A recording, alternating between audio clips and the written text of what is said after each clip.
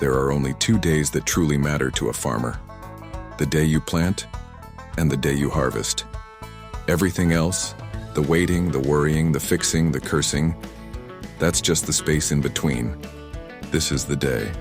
After months of watching the skies, arguing with the forecast, and pretending to understand moisture levels, it's finally harvest time. Now, if you're a city person, you might think wheat is golden when it's ready. That's for bread. This wheat, still green. It's being harvested for silage, chopped, packed, and stored to feed cows through the long, dry summer. Basically, salad for giants. Today, something extraordinary happened. Nothing broke. No warning lights, no strange noises, no mysterious hydraulic leaks. The harvesters, bless its mechanical hearts, actually started on the first try. Oops, I almost lost the drone here. Lucky me.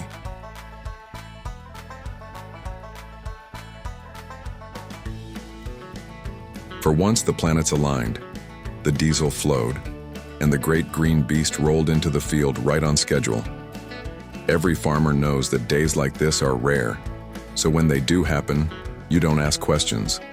You just climb in, push the throttle, and hope the luck lasts until sundown.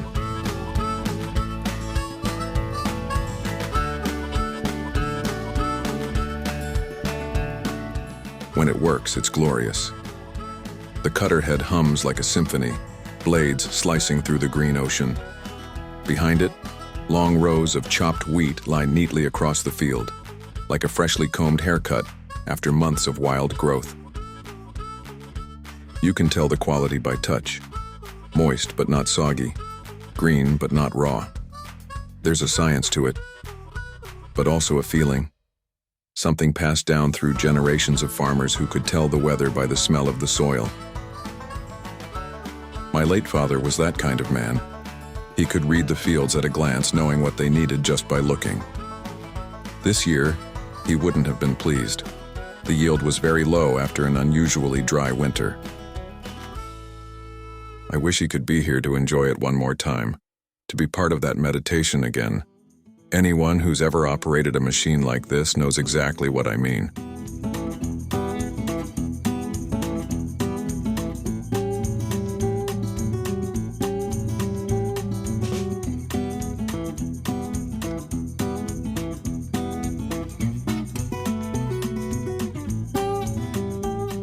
And while all the noise and chaos unfold down here, there's another show in the sky. The local Air Force has arrived. Kites, buzzards, and the occasional eagle circle above the combine, waiting for the buffet to open. Because as the blades cut through the wheat, everything that used to hide underneath, mice, snakes, grasshoppers, suddenly finds itself out in the open, terrified and exposed. To us, it's just harvesting. To them, it's dinner time.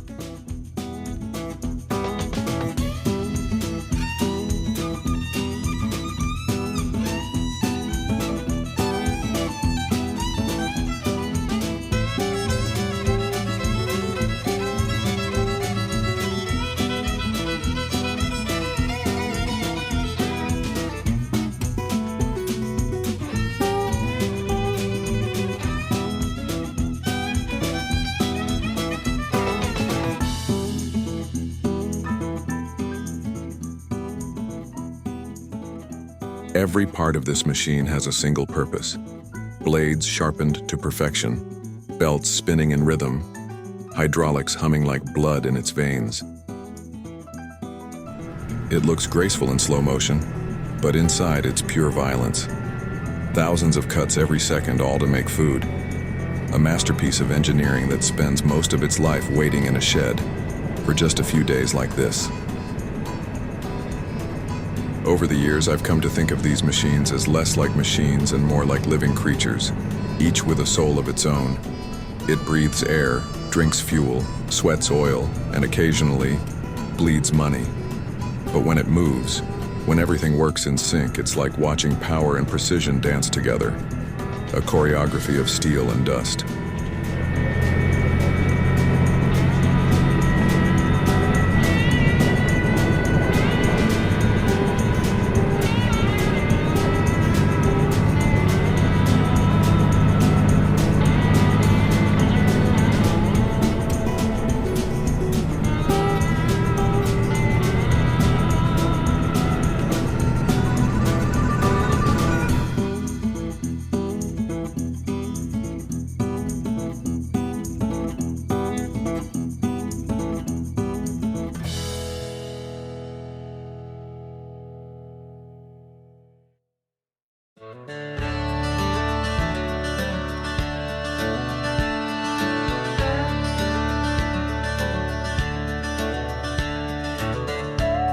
Rust on the saddle, boots worn thin, riding through the plains where dreams begin. The sun sinking low paints the sky in gold. A cowboy's heart carries stories untold. The cattle call echoes, the coyotes cry underneath the blanket of a lonesome sky.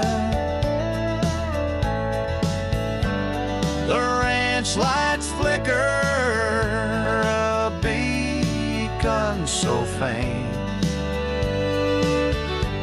but her face in my mind is a picture I paint.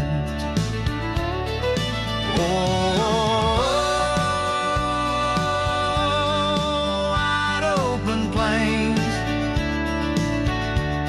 where the wild winds roam. A saddle's my pillow, the stars my home, but her shadow rides with me. Her voice in the breeze, unrequited love is a heart's disease.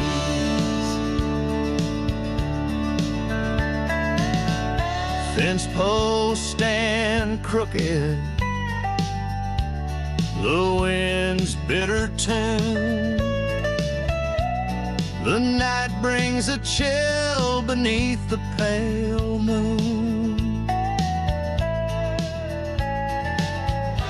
The fire crackles low, but it don't keep me warm. Not like her touch could, soft and forlorn.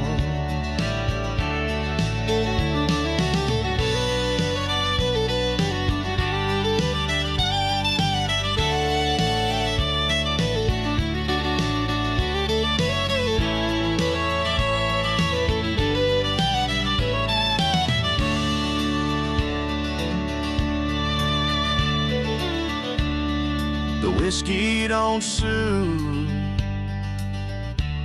it just burns my soul. Like the brand on the cattle, it leaves me whole. The horizon's a promise, but it lies every day.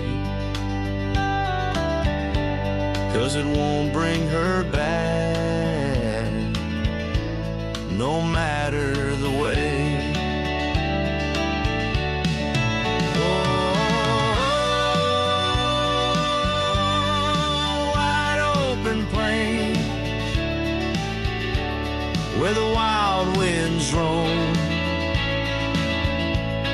A saddle's my pillow, the stars my home, but her shadow rides with me.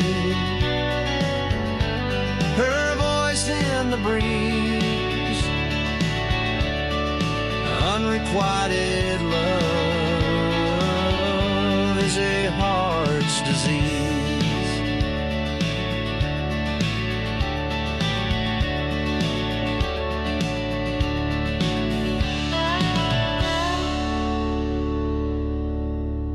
There's no radio here, no shouting, no need for words, just the language of motion.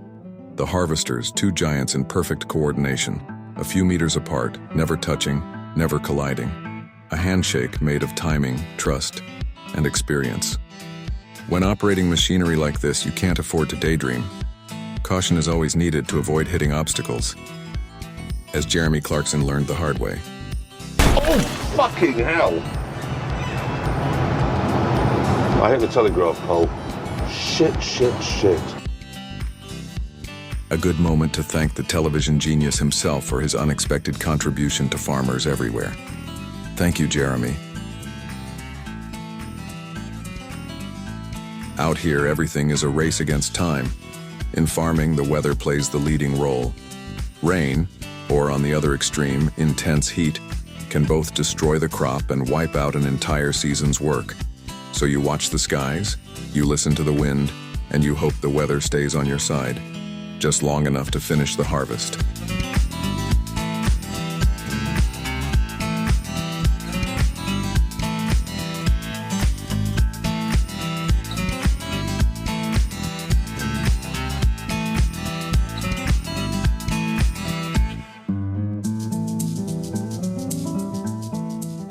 Here we can see two very different machines using two different methods to achieve the same goal: harvesting. The John Deere works like a mower. Its cutting table is closed and covered, with fast spinning metal blades hidden inside, chopping everything in their path. The MacDon, on the other hand, uses an open header.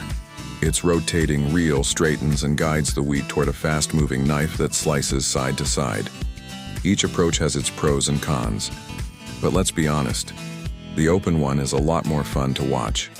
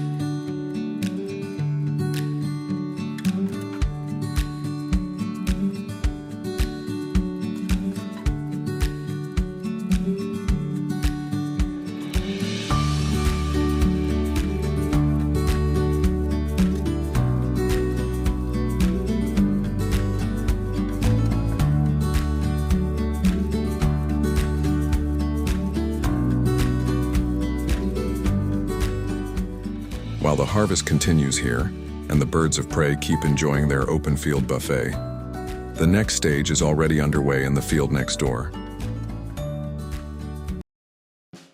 There, massive forage harvesters collect the freshly cut rows, chopping and loading them into trucks that move in perfect rhythm beside them. It's the second act of the same performance, as fast, loud, and just as essential.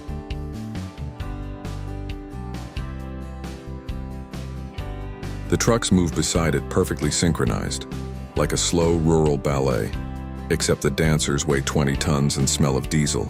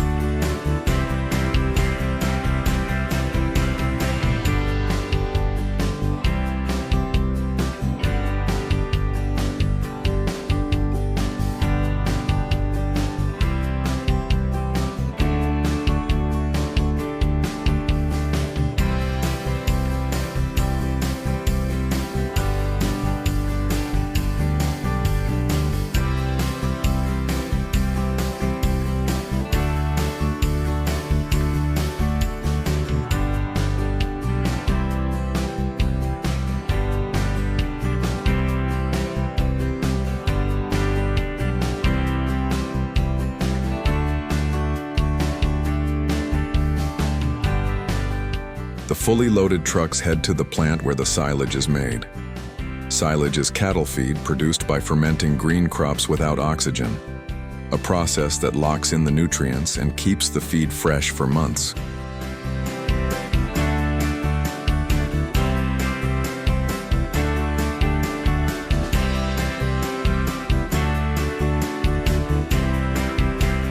Out here, you learn that control is an illusion.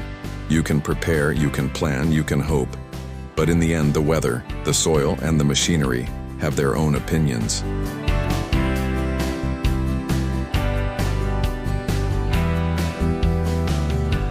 And yet every year you do it again. Because when the harvester roars and the first line of wheat falls, you remember why you started. This isn't just work, it's a way of life. A noisy, dusty, diesel-scented way of life that keeps the countryside alive and feeds the world.